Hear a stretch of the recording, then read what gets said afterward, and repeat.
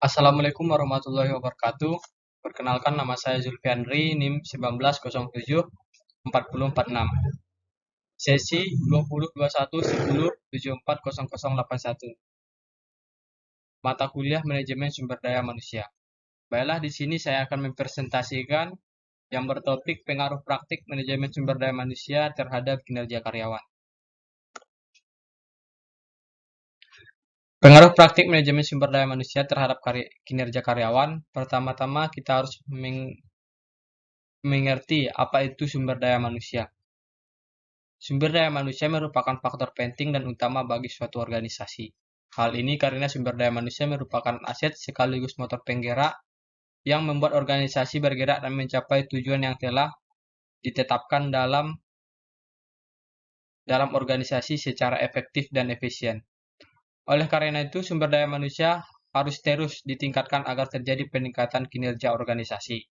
Hal ini karena menghadapi perubahan lingkungan organisasi yang cepat dan ketat menyebabkan organisasi harus mampu beradaptasi. Ini adalah pengertian sumber daya manusia yang harus kita ketahui. Kemudian di sini saya akan menjelaskan tentang istilah kinerja sumber daya manusia. Istilah ini berasal dari kata job performance atau actual performance, yaitu prestasi kerja atau prestasi sesungguhnya yang dicapai seseorang. Dan kinerja karyawan atau dalam kurung prestasi kerja merupakan hasil kerja secara kualitas dan kuantitas yang dicapai oleh seseorang karyawan dalam melaksanakan tugas sesuai dengan tanggung jawab yang diberikan. Ini adalah istilah kinerja sumber daya manusia. Kemudian, hal yang akan terjadi jika manajemen sumber daya manusia belum sesungguhnya dianggap penting. Pertama, maraknya krisis pemutusan hubungan kerja baik secara sukarela ataupun sepihak yang menunjukkan bahwa SDM masih dianggap sebagai salah satu faktor produksi, bukan sebagai aset perusahaan. Ini akan terjadi jika sumber daya manusia belum sepenuhnya dianggap penting. Kemudian, kritisnya peran SDM tidak disertai dengan sifat kepastian tenaga kerja. Ini juga akan berpengaruh nantinya jika tidak dianggap penting SDM tersebut.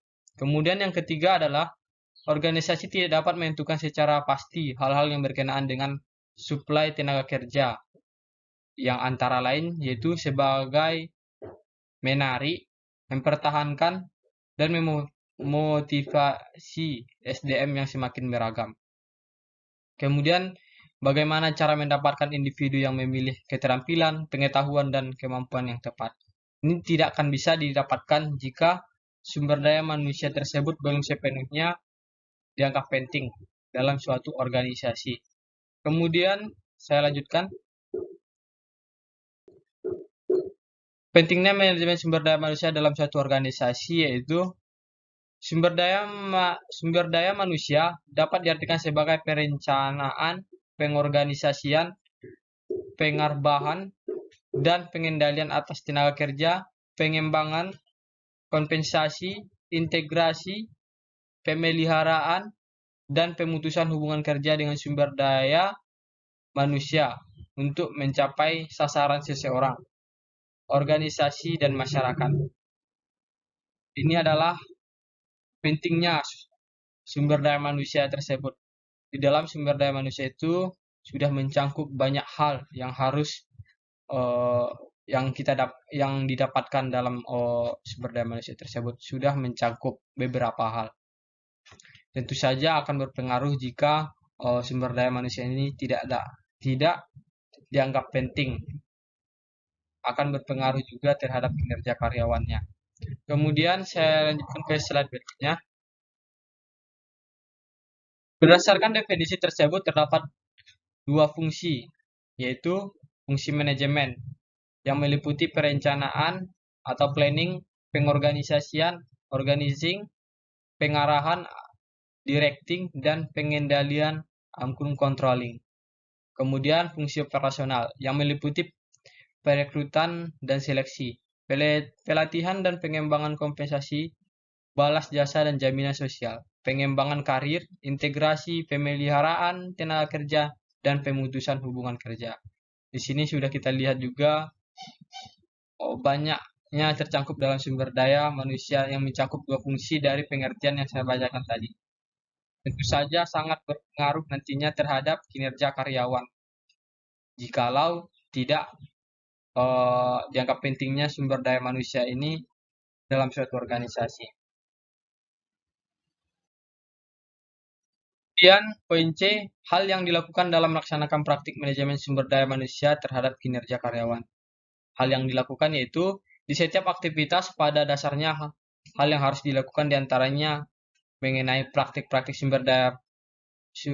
praktik manajemen seperti pelaksanaan kompensasi, pengembangan karir, dan pelatihan sumber daya manusia.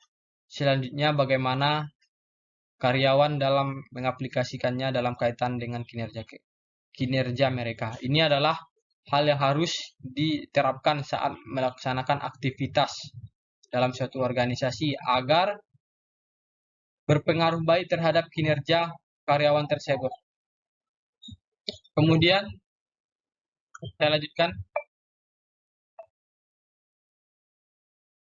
Pengaruh manajemen sumber daya manusia terhadap kinerja karyawan juga bisa kita lihat terhadap contoh yang saya berikan, yaitu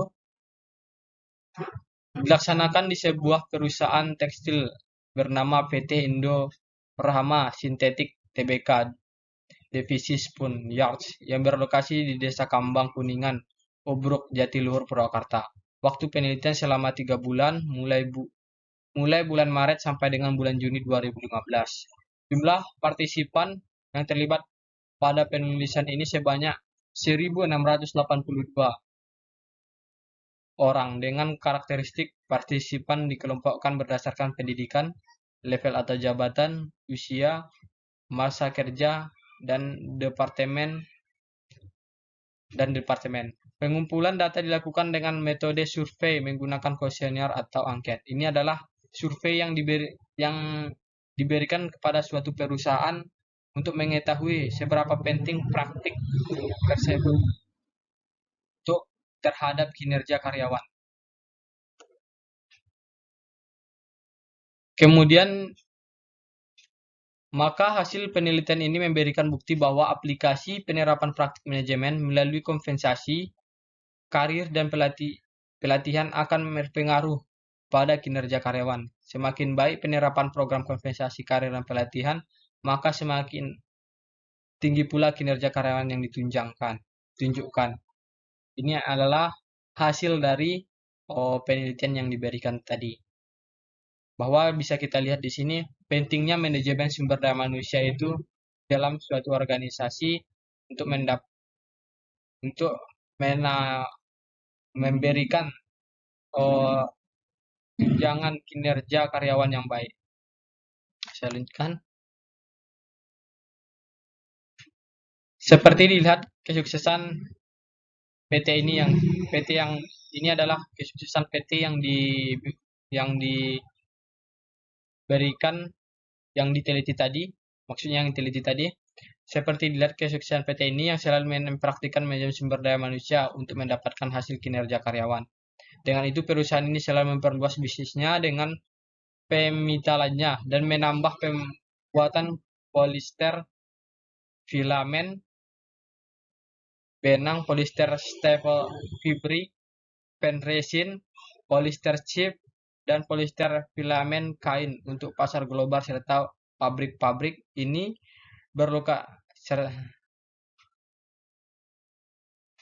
untuk pasar-pasar global.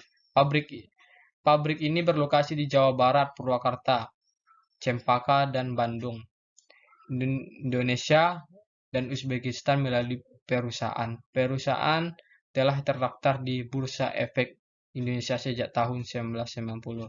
Inilah pencapaian dari PT yang diteliti tadi, yang dilakukan penelitian tadi. Baiklah, sekian hasil presentasi saya. Banyak maaf. Assalamualaikum warahmatullahi wabarakatuh.